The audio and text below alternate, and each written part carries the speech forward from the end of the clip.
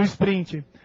Com vocês, um show pirotécnico com Rodrigo Senra, que é apenas um rapaz latino-americano, sem dinheiro no banco. Sem parentes importantes. E vindo do interior.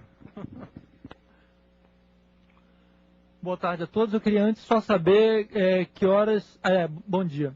Que horas está marcado para encerrar aqui, para eu poder me controlar? São 10h40 no meu relógio.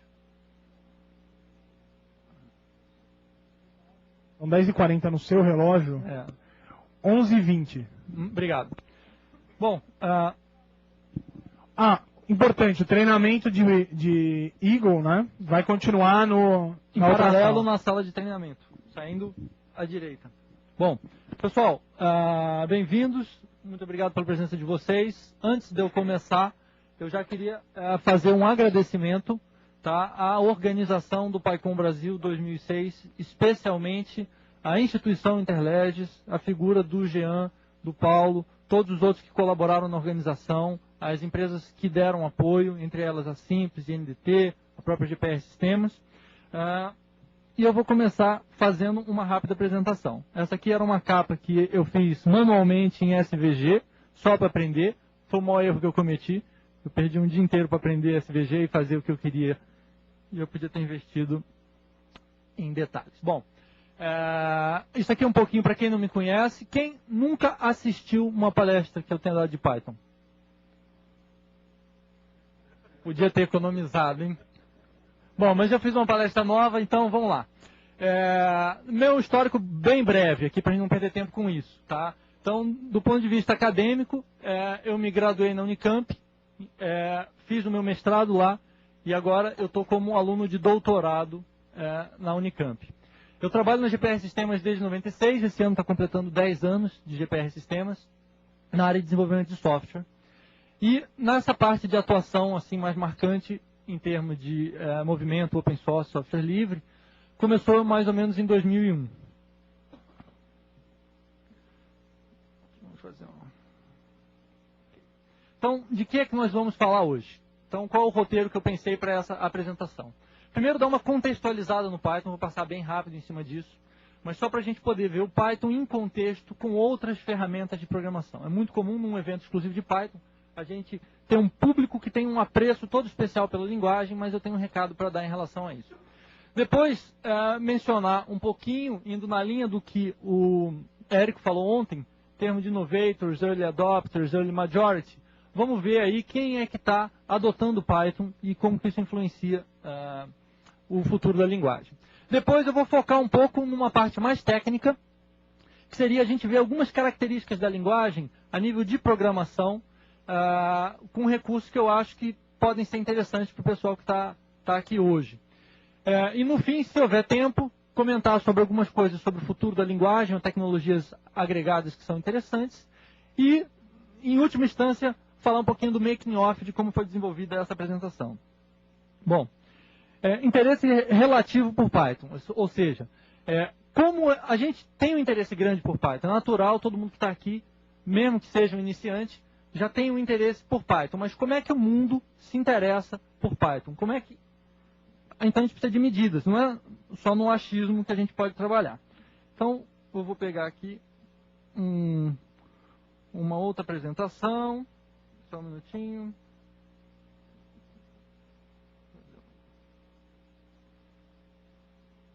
E a ideia aqui é o seguinte, eu fiz um levantamento de estatísticas e a ideia era ver utilização de Python. Quem está adotando, por quê? E um dos critérios mais básicos para isso foi Google Hits. Google Hits vai te dar uma visão de popularidade da linguagem. Então, vamos dar uma olhadinha aqui.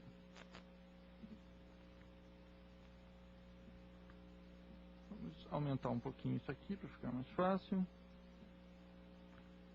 Ok, já está suficiente. Então, projetos...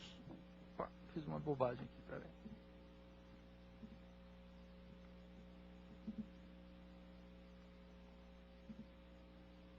Agora sim. Então, uma primeira medida, tá? Essas imagens que a gente está vendo aqui foram feitas pelo David Welton. é a fonte, tá? Quem se interessar aqui pode consultar essa informação. E eu dei sorte porque no evento do ano passado eu ia apresentar isso daí. Acabei tendo que cancelar minha própria palestra ano passado. Isso foi C# e Python. Basic parece um elemento estranho aí, mas vocês têm que entender o VB antigo e o VB à luz do .NET, tá certo? Então, quando a gente... E isso, por que eu achei importante voltar a mostrar esse tipo de informação?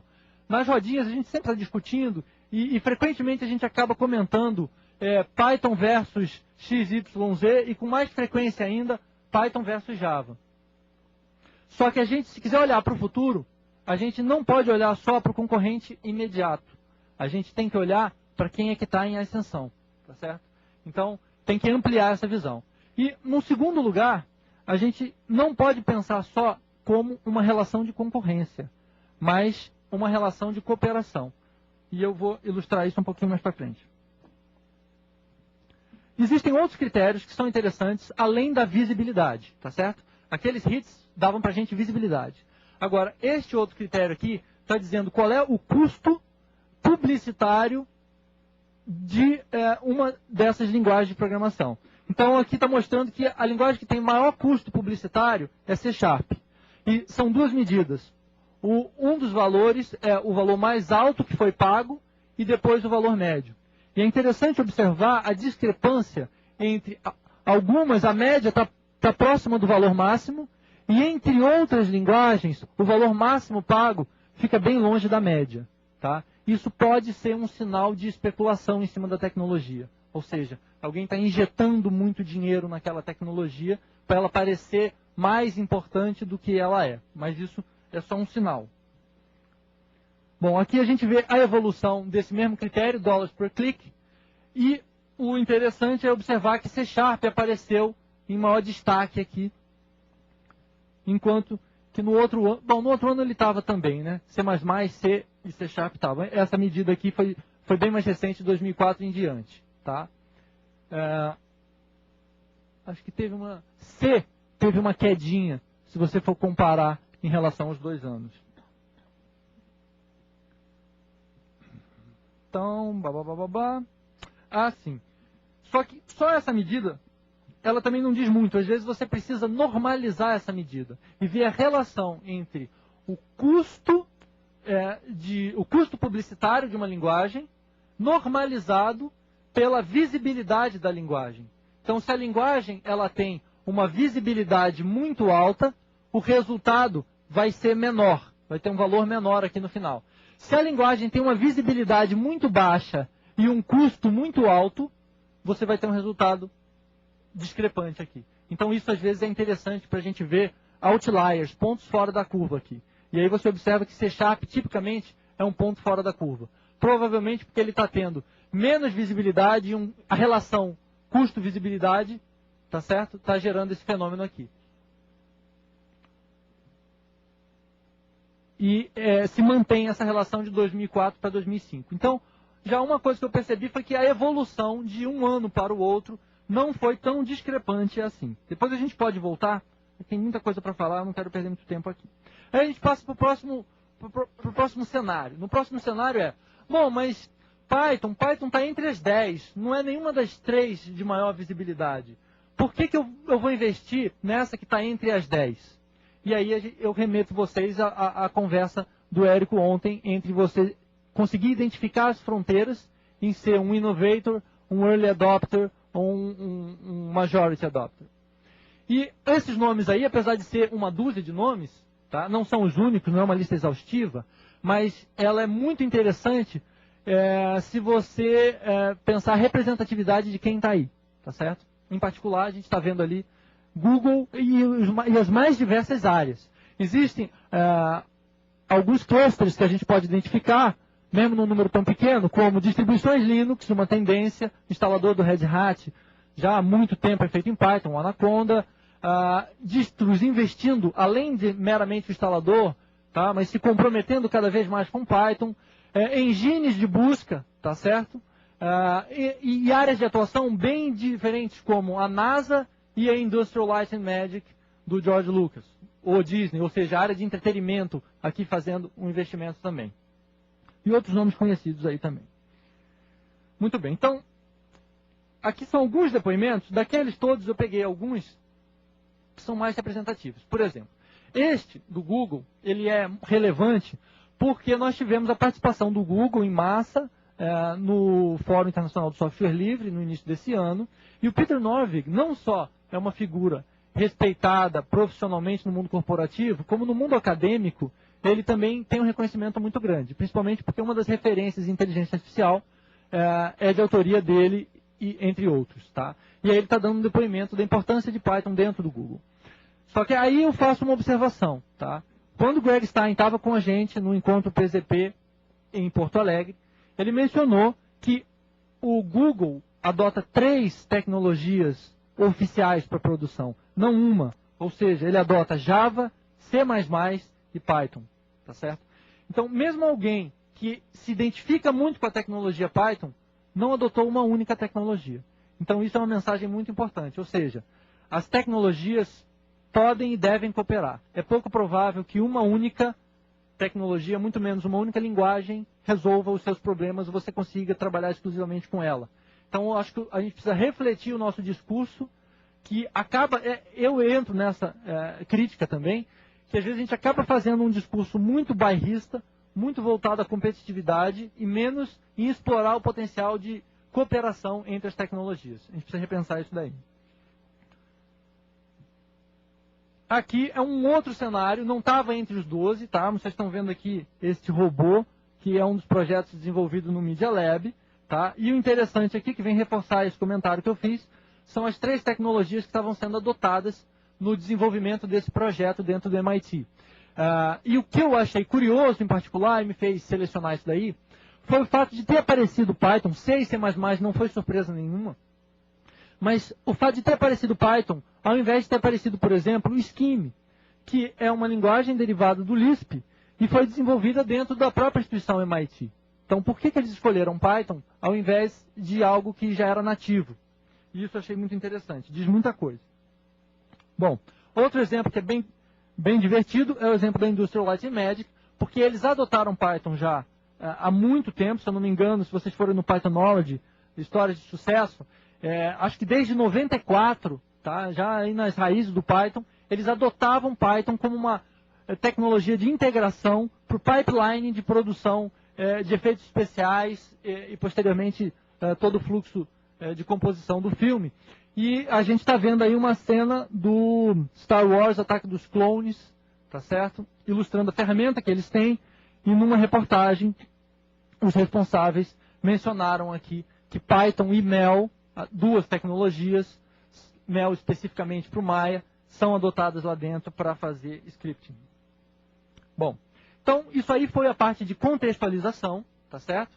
Para dar uma visão geral para a gente de como é que Python se insere, não está sozinho, tá? Com quem são as outras tecnologias paralelas aí que são importantes a gente conhecer.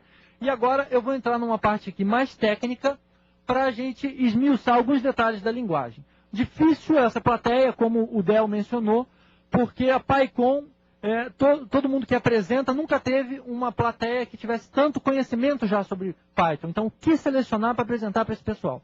Então, a minha primeira escolha foi começar devagar aquecendo os motores, mostrando algumas coisas que eu acho extremamente sutis e que são interessantes. Por exemplo, criar uma tupla unitária, tá certo? Ou a gente pode pensar numa sequência imutável. A primeira vez que você vai criar ela, você pensa em simplesmente botar, abre, fecha parênteses e 1 no meio.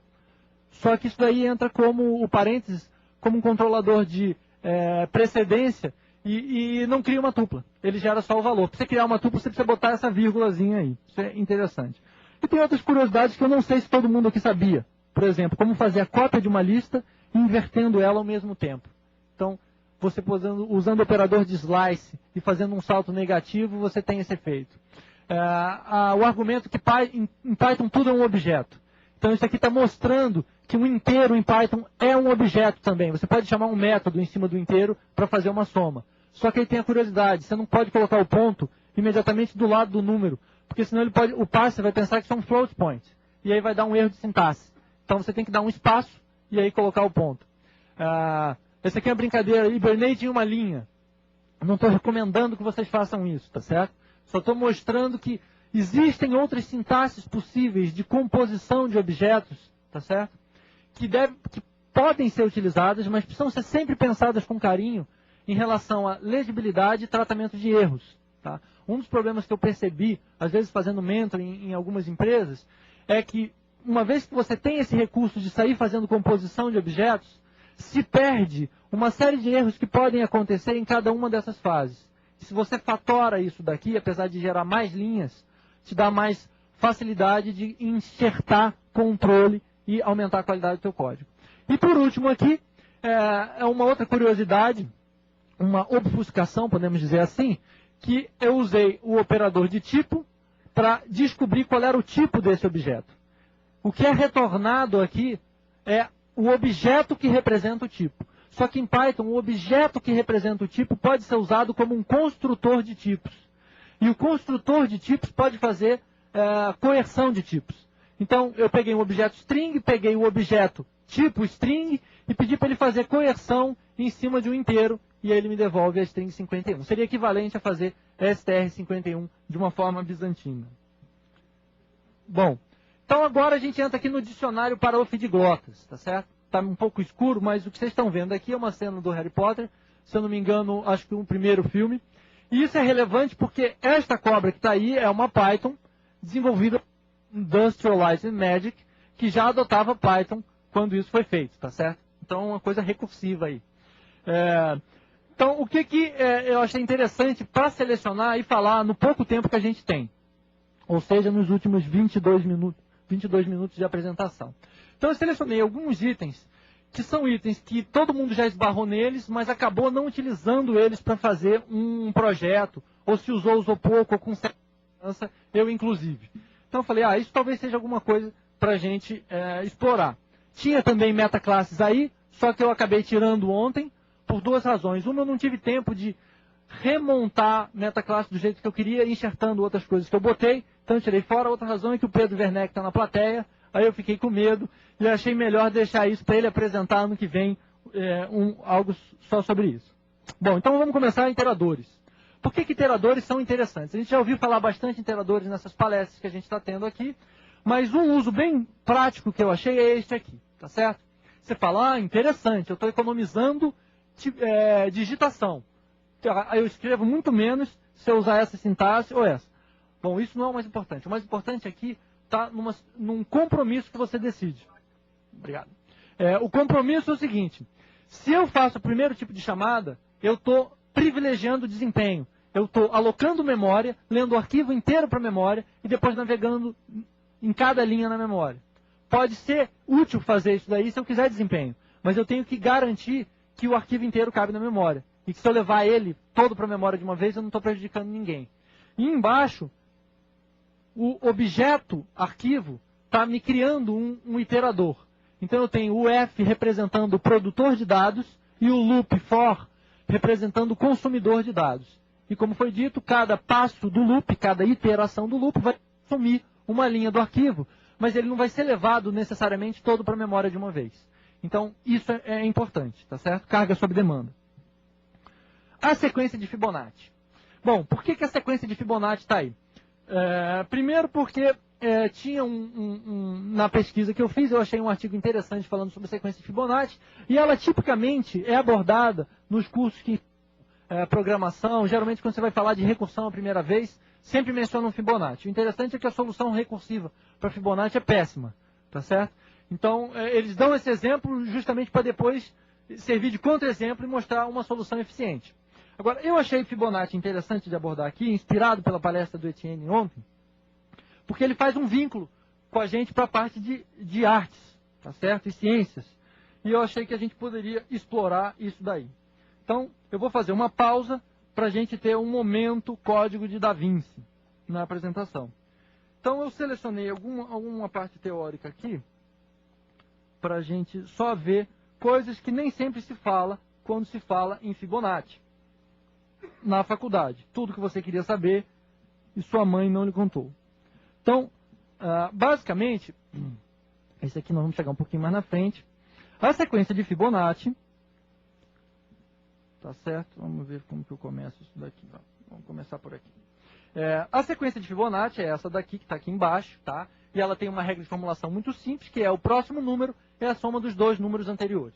Então você vai, o próximo soma 2, 1 com 2, 3, 2 com 3, 5 e por aí vai. Isso apareceu recentemente no filme Código de Da Vinci, quando o Jacksonier, curador do Louvre, morre e ele escreve esses números, e esses números...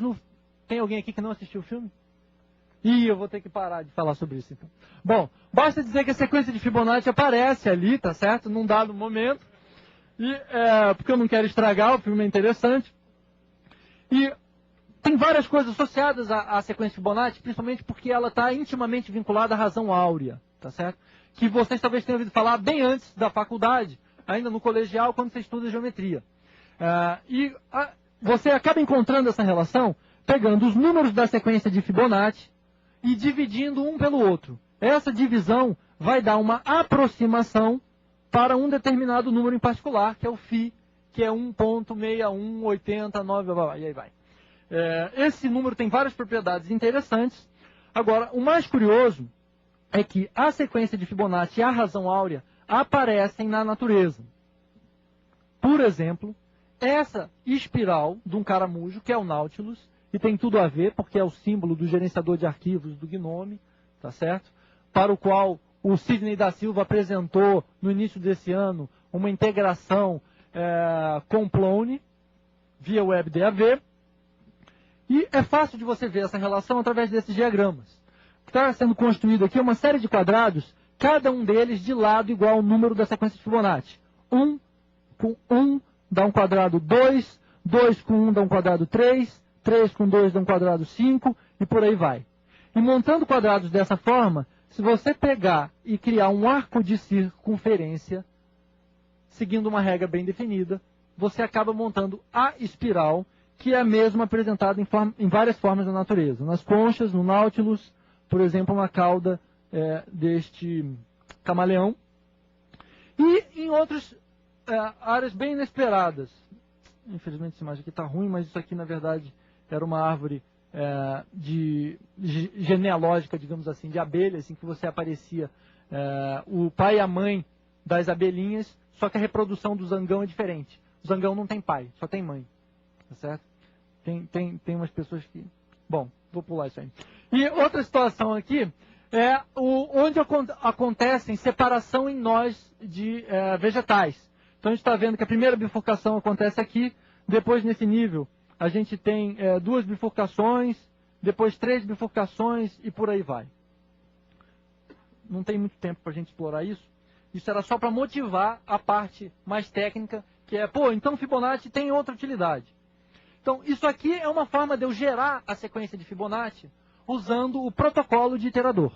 Então, basicamente, o que eu fiz aqui foi criar uma classe. Nessa classe, eu guardo 2 atributos para ter a base da recursão, que seria a base da recursão, os números 1 e 1, e depois defino parte do protocolo, que é o método next, que vai ser chamado pelo consumidor, que é o loop, tá certo? O next vai me pedir sempre o próximo número da sequência.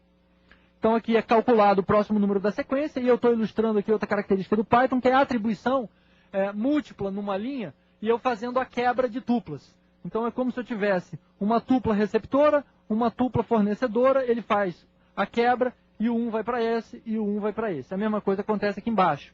O interessante é que eu não preciso de uma variável adicional, porque na ordem como a coisa acontece, self n1 e self n2, todo esse lado é avaliado antes de começar a ser feita a atribuição.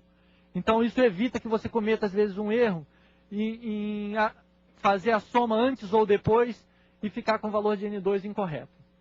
Depois eu retorno o novo número da sequência e ainda tem no protocolo um método que deve ser implementado que me diz a fábrica de objetos iteráveis. E na maioria das vezes você acaba observando essa construção, esse padrão, em que ele devolve a si próprio.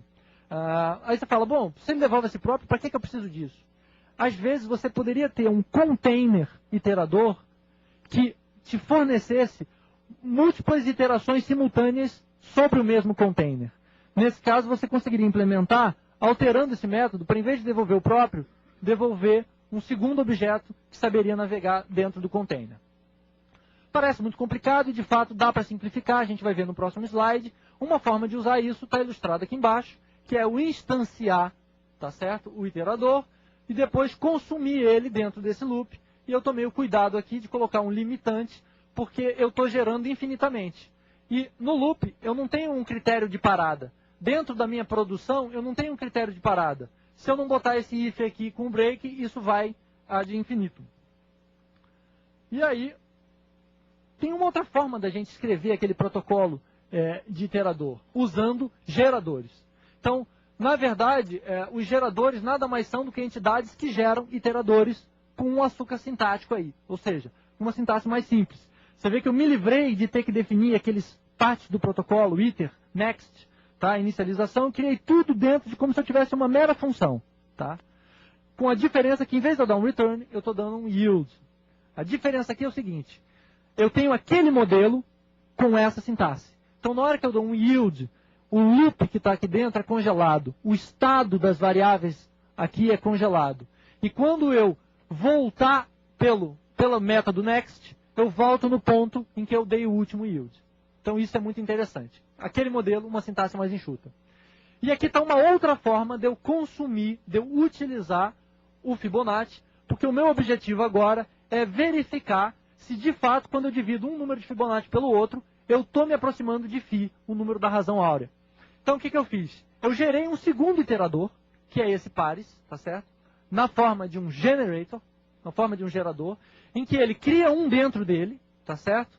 E faz um loop que, em vez de me devolver um número de Fibonacci por vez, ele me devolve 2 por vez. E aí eu posso usar isso daqui para começar a achar quais são as divisões dos números de Fibonacci. Então a gente vai só de farra aqui, para acordar um pouco a galera.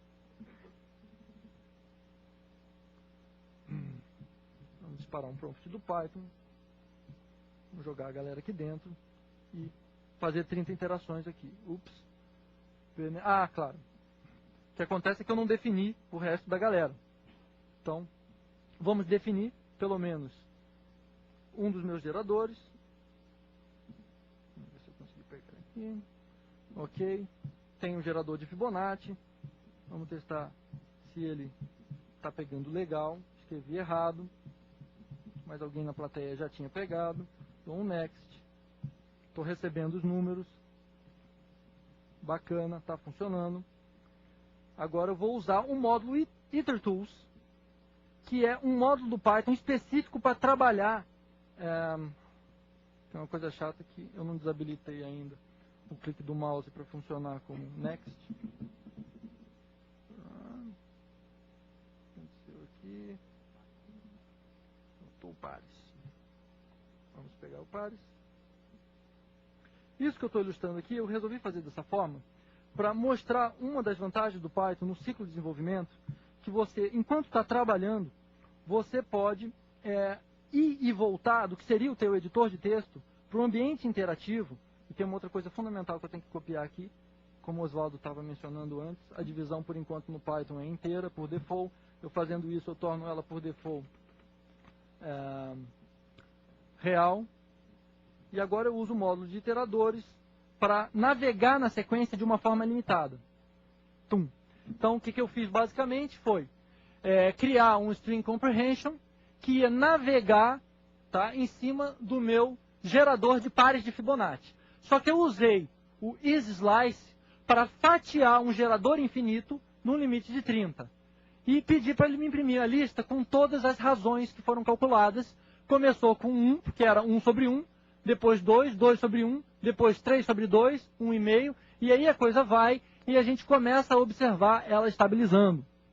Uma coisa interessante sobre esse processo... Não, FG. Tá. Uma coisa interessante sobre isso daqui, que também não tem nada a ver com a palestra, mas é curioso, é que se eu pegar o último número dessa sequência aqui, que é uma aproximação para mim do número da razão áurea, tá ele aqui, ele tem uma propriedade muito interessante, que se eu elevo ele ao quadrado, e se eu faço 1 dividido por ele, você observa que as casas decimais se mantêm as mesmas. Isso daí talvez seja parte da beleza do número, esteja dentro dessa propriedade. Comentário matemático aqui relevante, vamos em frente. Interceptadores. Outra coisa curiosa, além de geradores e iteradores, muito útil você, no teu programa, você conseguir criar momentos de interceptar o código, tá certo? Tem um pessoal que fez um trabalho em Design Patterns, que é você olhar padrões recorrentes dentro da programação, e aí começaram a identificar essas coisas que a gente viu, iterators, generators, observer, tem uma série de padrões, foi feito um catálogo, isso inspirado na arquitetura, porque o cara que criou esse conceito de padrões foi o Alexander, que era um arquiteto, então os caras da informática chupinharam isso da arquitetura, mas reforçando aí a importância da interdisciplinaridade, que foi abordada ontem. E nesse estudo de Design Patterns, foram além e tentaram criar os metapadrões, tá certo? Que era além dos Design Patterns, qual era a essência? E na essência descobriram templates e hooks, ou seja, pontos de interceptação e modelos que você pudesse combinar essas coisas. Então, pontos de interceptação são úteis. E o que eu vou mostrar é justamente isso. Como você criar pontos de interceptação no teu código. E existem 3 categorias aí. Primeiro é atributos virtuais, ou seja, eu vou inventar atributos que não existem e vou criar um ponto de interceptação para eles.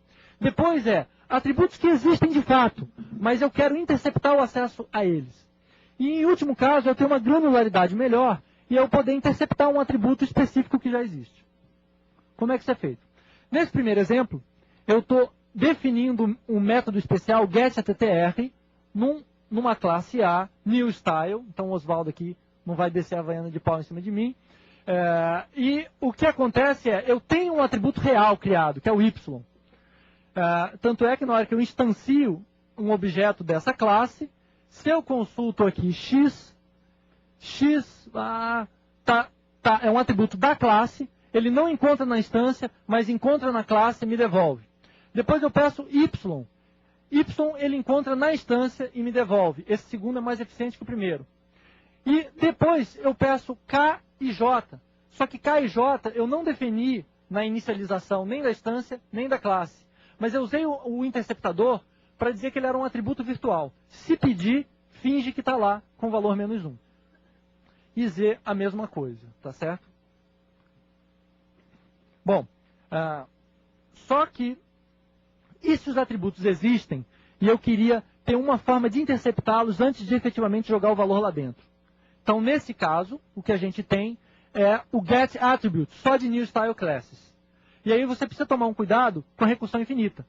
Então, para acessar o atributo de fato, porque se eu tentar acessar ele direto, ele vai ser interceptado de novo. E aí vai ficar nesse loop infinito. O que quebra o loop infinito é eu usar object-get-attribute, que ele não está sujeito ao mecanismo de interceptação, e aí eu consigo pegar o atributo efetivamente contido lá e devolver o valor. O que eu fiz aqui foi gerar esse interceptador para o atributo obj, na verdade para todos os atributos, inclusive o obj, que é o único, e fazer um log automático do acesso de cada um desses atributos. Então, mais ou menos, o que ia acontecer é isso daqui. Eu crio um objeto normal, tá certo? Que não tem nenhuma interceptação, instancio ele, e depois eu crio um invólucro transparente que vai esconder o objeto lá dentro. E na hora que eu acessar, eu vou ter essa característica de log. Tá? Bom, vamos mais um pouquinho para frente. Só que, outra forma de eu poder fazer esse envelopamento, além de eu criar um objeto envelopando o outro, o que eu posso fazer é usar decorators. Decorators são uma espécie de fábrica de funções. Eu tenho uma função que pega outra função, transforma ela e devolve uma nova função fabricada. E nesse caso aqui, isso já estava no Python há bastante tempo, só que a sintaxe era essa daqui. Eu precisava fazer o envelopamento de uma forma explícita. E do Python 2.4 em diante, a gente ganhou uma sintaxe mais sexy. Como é que eu crio esse wrapper? Deixa eu dar um salto. Opa. Acho que eu estou com um problema de ordem aqui nos slides. Cadê a definição? Está aqui. Pane cerebral. Ignora. Eu criei um decorator debug, depois a gente vê a definição dele, e eu fiz ele envelopar a função juros. O efeito desse decorator debug é ele criar uma forma fácil de eu fazer essa depuração. Como que eu criei esse decorator? Eu criei uma função que ela importa o PDB, importa o modo de impressão bonita, e aí internamente ela tem uma função aninhada que faz essa impressão, tá certo? E chama o breakpoint, e essa função é que vai ser devolvida pela fábrica. E aí depois você tem aquele uso, que bastaria eu anotar a minha função com debug, e aí isso já fabrica uma nova função juros que tem o breakpoint implícito, eu não precisei editar, sujar meu código, e na hora que eu chamo juros eu caio dentro do breakpoint do Python, posso inspecionar, ele já me diz os parâmetros, é muito prático. Para fechar, tem descritores, a gente ainda tem só 3 minutos, eu vou dar uma passada bem rápida aqui. Descritores é a granularidade mínima, ou seja, se eu quisesse interceptação só a nível de um único atributo, então eu podia criar um descritor. Descritor já está presente no Python, tá certo? Se manifestando nessas formas aqui. Properties são implementadas com descritores. Todos esses elementos são implementados com descritores. Isso eu vou deixar para a parte de perguntas. E ilustrando um descritor interessante, eu criei a variável modular. O que é a variável modular? Ela simplesmente é um atributo que quando eu crio, eu dou um limite para ele. Eu nunca consigo fazer uma atribuição que extrapole esse valor. Então, se eu jogo 5, fica o valor 5. Mas se eu jogo o valor 8, esse descritor modular, que estava definido aqui, ele faz o cálculo, módulo, o limite, e devolve o resultado modular da operação. Bom, isso aqui foi um slide Dunga que eu coloquei, caso eu tivesse com muito tempo de sobra, eu podia enrolar em cima desse slide. Mas ele serve, mesmo nesse cenário de pouquíssimo tempo, para ilustrar a diversidade, tá certo? Que eu chamo de tecnodiversidade do Python. Tudo isso são tecnologias, não são só bibliotecas, são tecnologias associadas ao Python que podem ser exploradas out of the box.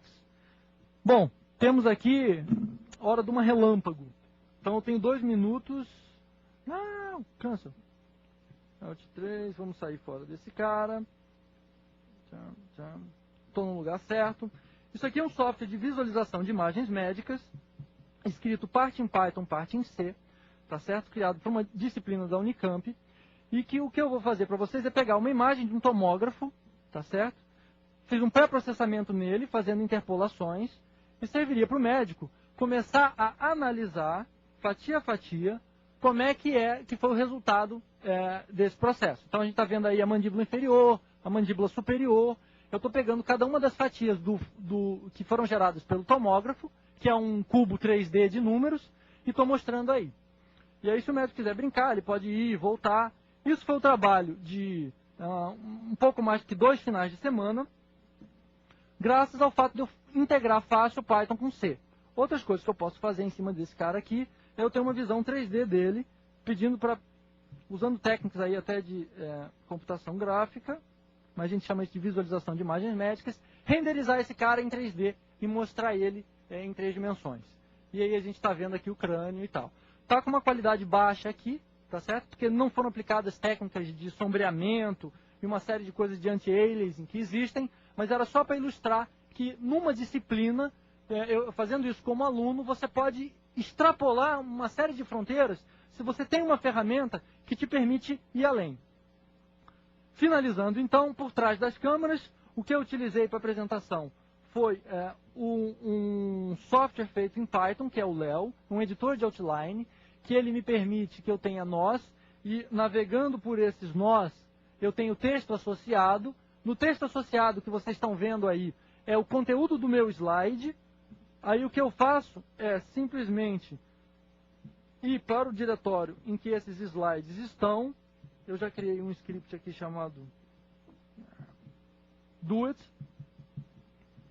que ele faz a geração, o processamento do que é gerado pelo Leo em formato texto, usando texto estruturado, e ele converte isso para o formato S5 do Eric Meyer, que eu dei uma customizadinha aqui para ele ficar com a cara que eu queria.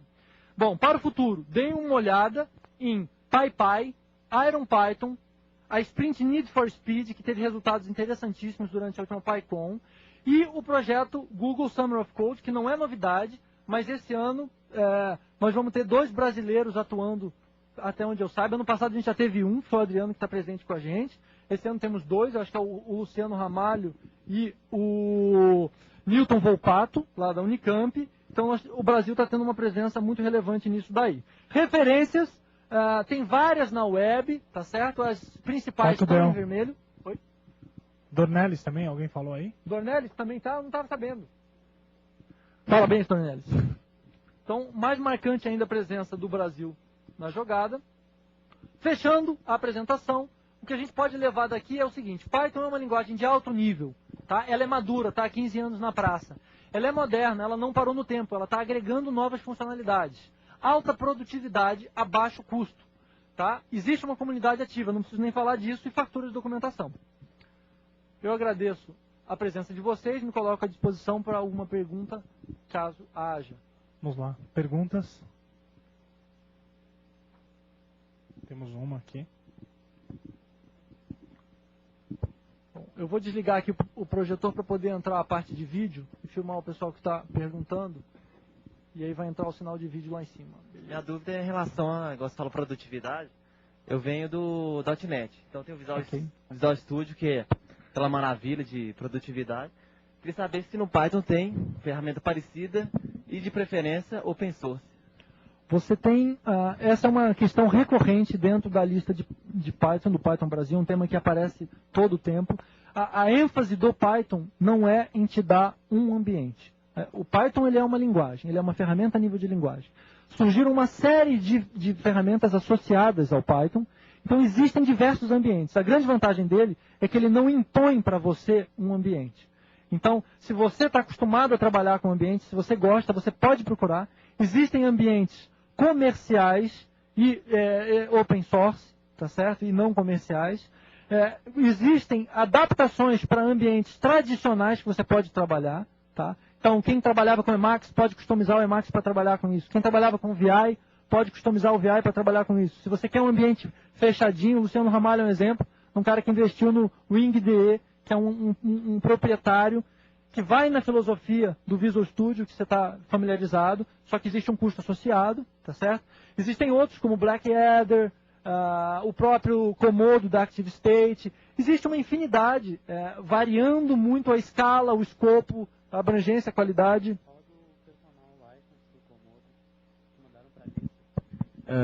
Alguém mandou para a lista agora há pouco um link para uma licença pessoal do Komodo, que era $40, alguma coisa assim, a versão a mais básica de todas, mas eles conseguiram de graça. Tu põe lá o código que o cara botou, está funcionando até agora. Eu baixei o Komodo para Linux e para Windows de graça e é bem legal, uma ideia que é cara.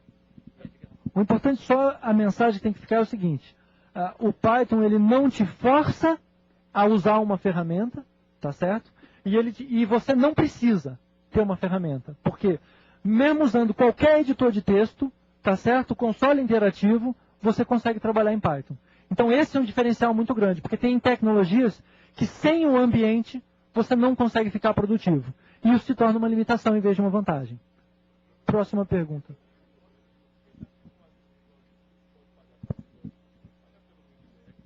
Com certeza, com certeza. Só um minutinho. Alô. Falando nisso, tem o Boa Constructor também. Alguém sabe como é que Boa Constructor. Temos inclusive aqui no auditório quem apresentou o Boa Constructor ano passado na PyCon Brasil, Luciano Pacheco. Por uma conveniência do destino, está do meu lado. Como é que tá? Como é que tá o Boa Constructor agora? Tá evoluindo? Ele ficou parado um tempo? Então, mas desde o ano passado eu não acompanhei mais ele. É a tipo de pergunta que eu não posso responder. Não, por mim foi abandonado, assim, em partes. Eu estou usando só o Idle e fico só no Idle VI.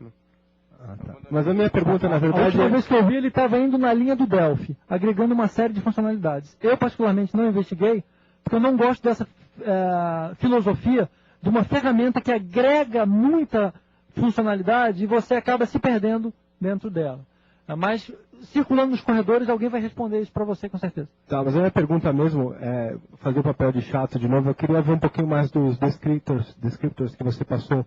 Tá, eu vou fazer só o seguinte, eu não sei como é que está a situação de tempo, eu não quero prejudicar, estamos em cima, eu não quero prejudicar a próxima apresentação, que inclusive eu tenho interesse de assistir. Tá certo. Mas no próximo intervalo você senta do meu lado, quem mais estiver perto a gente explora isso daí, tá certo? Mais uma pergunta.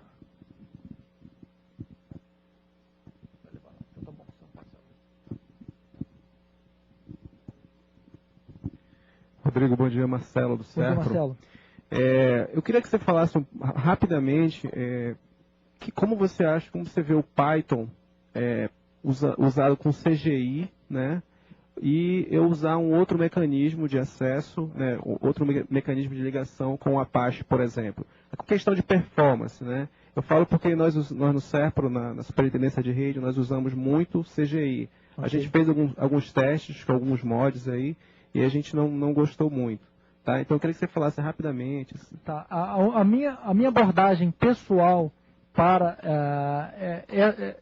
esse caso aí que você está colocando é o seguinte: fugir dos mods do Apache. Tá? Eu nem sei te dizer qual é a qualidade deles. Simplesmente pela forma como eles foram implementados, eu sabia que se eu parasse para estudá-los, eu ia perder mais tempo do que eu queria, debugando num ambiente que não me interessava. Então, basicamente, o meu approach particular é o quê? Se eu preciso do Apache, eu coloco o Apache como front e faço ele delegar para o segundo web server.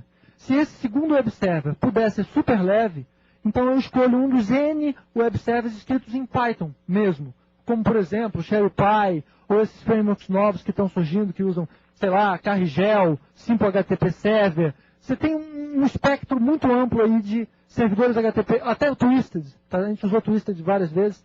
E se eu quero alguma coisa mais parruda, eu uso o Zope e aí vou subindo na pilha até chegar no Plone.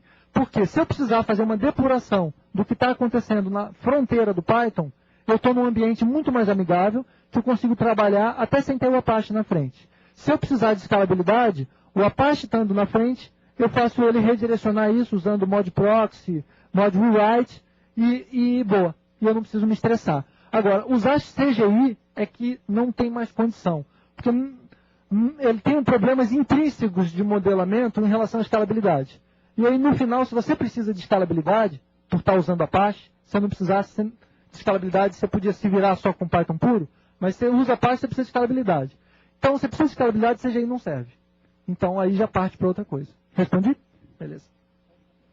Uma pergunta rápida, talvez alguém mais da plateia, além do Rodrigo, saiba. Eu também vi aquele índice lá do Job lá, que tem o porquê que o Java baixou e o Python aumentou lá em junho de 2004, 2005, não lembro. Procurei alguma coisa, mas não achei nada significativo. Alguém tem alguma ideia do que seja?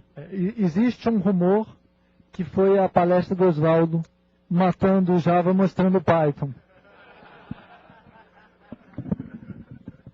Palestra que o Oswaldo disse que nunca mais vai dar porque pendurou a camisa. Igual jogador de basquete, eles vão pendurar a camisa, nunca mais ele consegue fazer uma igual. Eu queria pedir uma... Só um comentário bem rápido, aqui, uma fofoca, né? Essa abordagem aí, ela talvez tenha tido efeitos colaterais no ano seguinte, em que na churrascaria lá no fórum, nós quase tivemos que apartar uma situação bem chata entre as duas comunidades, Java e Python, tá certo? Porque depois de uma ou outra cerveja, o negócio ficou meio acalorado. Desnecessariamente, tá certo? Então, isso é uma coisa que a gente precisa prestar atenção e não fazer um discurso de pô, você usa Java, não sei o quê, você usa C#, você usa não sei o quê, pô, você usa Python. Porque esses caras vão dizer pra gente, eu sou você amanhã, tá certo? Porque se a gente ficar com essa mentalidade, a gente vai reagir assim em relação ao Python e outras tecnologias. E vai perder a abertura e a imparcialidade de analisar o novo e trocar o velho pelo novo. Porque você não deve se prender meramente ou se apaixonar pela ferramenta. Você usa a ferramenta que é adequada à tarefa. Beleza. Muito obrigado, gente. Valeu demais.